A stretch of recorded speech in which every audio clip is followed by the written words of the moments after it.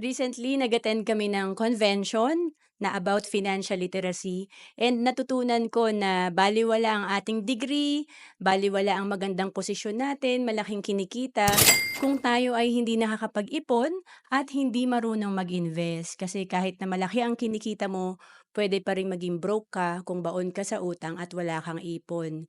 Kaya kung OFW ka, importanteng nakakapag-ipon ka. Like, kung 5,000 per month ang naiipon mo, after 20 years, may 1.2 million ka. And kapag nai-invest mo yung 5,000 per month, ito ay mas lalago. After 20 years, ang projection nito nasa 4.5 million.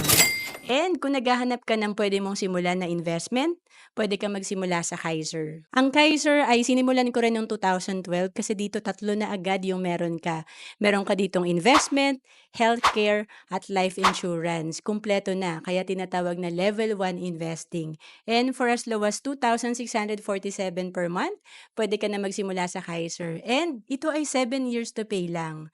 To know more about Kaiser, message mo lang ako sa FB, Roan Celis Capistrano.